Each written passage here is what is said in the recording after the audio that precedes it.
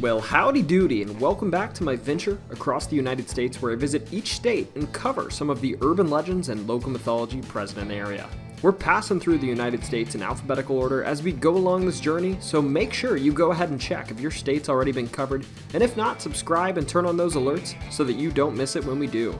Today we're visiting Minnesota, the North Star state.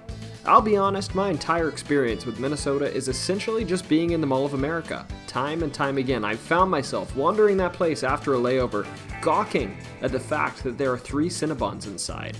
But beyond this, Minnesota isn't just Minneapolis. No, there are thick woods and deep lakes in the state that are home to creatures that you don't want to run into.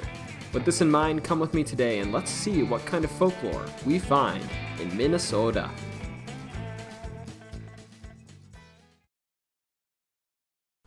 Number 1 is the Kensington Runestone.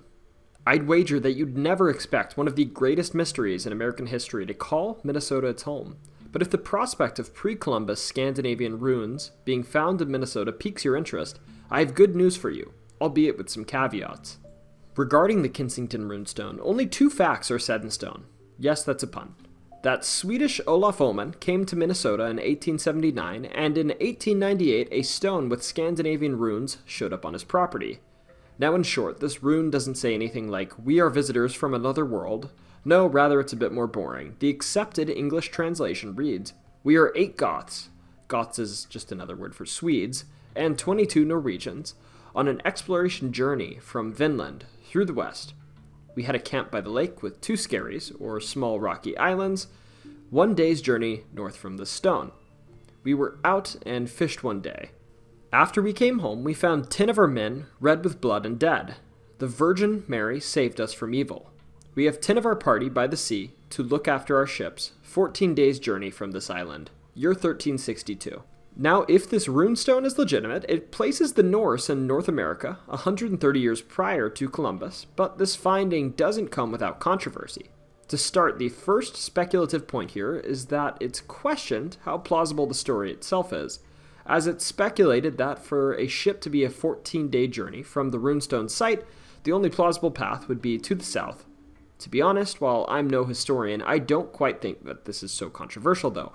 From the discovery site of this rune, within 130 to 200 miles, there are plenty of rivers and even Lake Superior, upon which I imagine one could certainly fit a ship, and some of these are roughly to the north, and one could travel to Kensington certainly within 14 days from these points. I don't know, I'm just going to leave my personal opinion on that right there. The second qualm, though, is a bit stickier, and that's that the language used on the runestone deviates significantly from the norm of the 14th century Scandinavia. Here, I'll defer to the experts, given while I can use Google Maps to find waterways, I'm certainly no ancient linguistics expert. There's also doubts about the condition of the rock and whether it's actually a spry 650 years old, although it has been dated to be more than 200 years old. Now, if this is all a hoax, the question is who did it? Oman himself is likely not responsible, as he was reportedly uneducated, but apparently he was friends with a pastor who did have the education and knowledge to write in Scandinavian runes. As far as motivation, though, it's said that both Oman and his pastor weren't fans of academics, but honestly I don't know if that's sufficient motivation to pin this whole thing on those two. So, what do you think? Is this just an audacious hoax, or did the Vikings take a detour to beat Columbus to the Americas? I'd love to hear your speculation in the comments. Number 2 is the Haunted Greyhound Bus Museum. The Greyhound Bus Museum is nestled just a short journey away from Duluth, Minnesota, in the quaint town of Hibbing. Unbeknownst to many, this unassuming town holds the historical roots of Greyhound, birthed in 1914, and while my personal experiences with Greyhound have been scary enough, the museum takes the thrill to a whole new level, because it's haunted. Bus windows creaking open, doors mysteriously swinging wide, and objects playfully vanishing and reappearing. That's what you'll find at this bus stop. The epicenter of these supernatural occurrences is none other than the Scenic Cruise 4501, a bus with a spirit that loves to breeze down the highway of eternity with wide open windows. In addition, there's tales that a spectral young woman claims the museum as her eerie abode as well. I stumbled upon a chilling account in the comments of a tourist spotting her amidst mannequins, frozen like a statue. According to this encounter, she turned and locked eyes with the unsuspecting visitor before vanishing into thin air. It's also not just the classic hauntings. Shadowy figures, known as shadow people, have been reported roaming throughout the museum as well, and the plot thickens when you discover that a cemetery lies a mere 300 feet from the museum's front entrance. So what do you think? Is this a coincidence, or could ghosts from that cemetery be taking some PTO over at the Greyhound Museum? While no concrete reasons for these hauntings are documented here, one can't help but wonder if the age of the museum's building and the nearby cemetery stir the spirits. Perhaps the memorabilia, too, and the 17 historical buses in the museum serve as vessels for these apparitions to cling onto, allowing them to linger in our world. If you dare to uncover the secrets and stories whispered by these ghosts, I extend an invitation to you. Take a journey over to the Greyhound Museum, stand among the relics, and ask the spirits about their untold tales.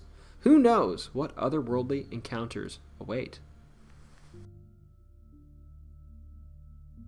Number 3 is the Wendigo.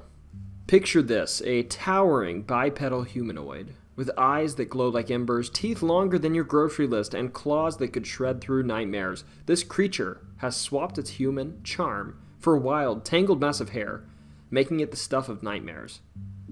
And it's not just a pretty face. The Wendigo is a master of stealth, a weather whisperer, yes, it can control the weather, and a powerhouse with strength that could put the Hulk to shame.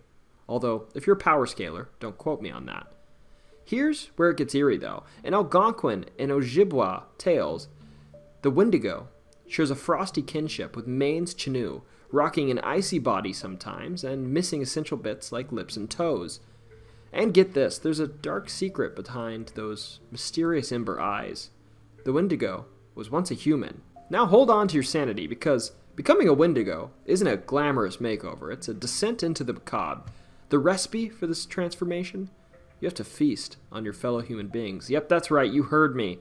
Winter is a time when food is scarcer than unicorns in the wild. And often this pushes desperate souls to commit the ultimate taboo, cannibalism. Legend has it, if you're not into the whole dining on your fellow humans gig, you can also earn your Wendigo badge by being a bit too greedy or gluttonous. And here's a spine-chilling twist for you. There's something, in reality, that is documented by the medical field called Wendigo psychosis, lurking in the shadows of our medical history. Old records tell the tale of folks in the Great Lakes regions succumbing to isolation in heavy winter snow and developing delusions of monstrous transformations, thinking they have become a Wendigo, losing their appetite, and developing a disturbing craving for human flesh. Now, I literally cannot go into the gory details here, or I think my YouTube channel will get demonetized in the future, or perhaps shut down now. They're too much even for this channel, but if you're feeling brave or maybe a little crazy, you can dig into these archives yourself. Just a fair warning though, these stories are quite gruesome and not for the faint of heart.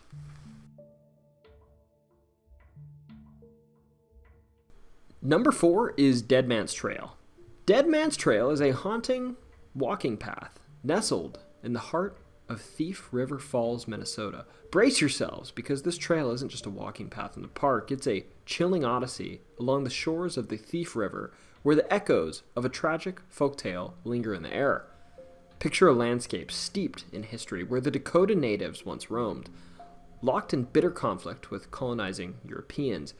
And right in the center of this historical battleground, Dead Man's Trail emerges, shrouded in a tale that transcends time.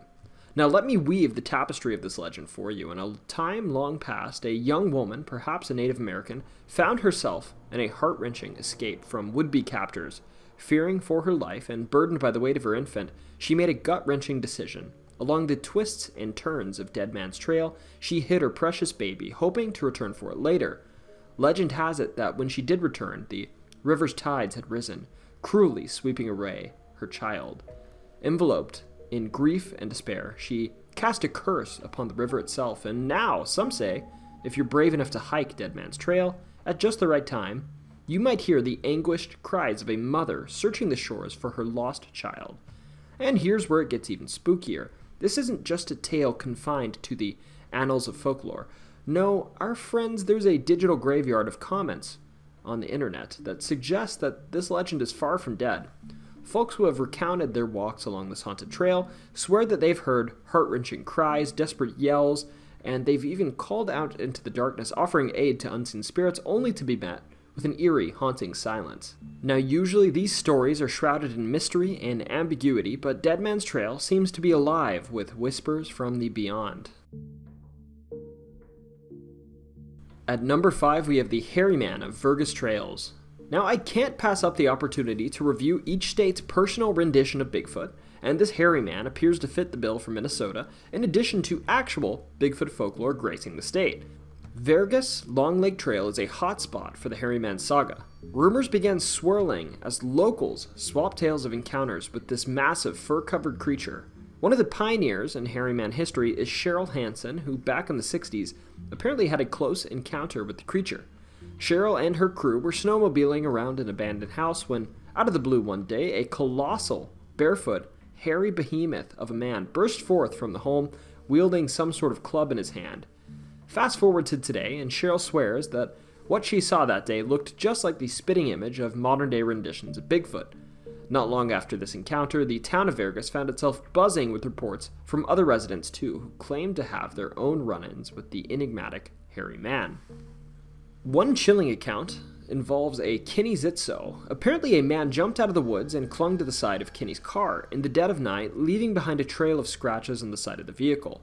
The whole town bore witness to the aftermath, and following this event, the sightings continued but relocated to the Vergas trails, specifically around areas called Lake 5 and Lake 7. But here's where it gets even wilder. These tales aren't a recent phenomenon. Generations of adventurous kids in the area have embarked on hairy man hunts, sparking debates among the locals. Is this a genuine Sasquatch roaming the woods, or are these legends merely the results of encounters with eccentric hermits? The mystery lingers, but one thing's for sure, the Vergas trails have become a playground for curious minds. And speaking of playful, the town isn't shying away from the hairy man hype. In fact, they've embraced it with open arms, organizing the annual Hairy Man 5K, a race to commemorate the elusive creature and raise a few bucks while they're at it. I mean, why not turn your town's folklore into fun, right?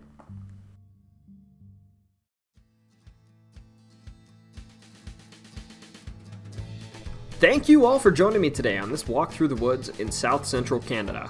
Oops, I mean Minnesota. I used to think that Minnesota wasn't so scary, but it sounds like even a simple walk in the woods through the state might put me in a casket, so I'll be a bit more weary from now on.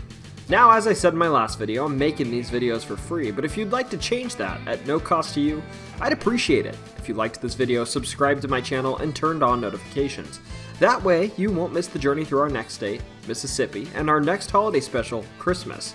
But remember, most importantly, whether you just saw a Sasquatch, a ghost, or a Wendigo on your hike, don't you ever forget, it's always story time.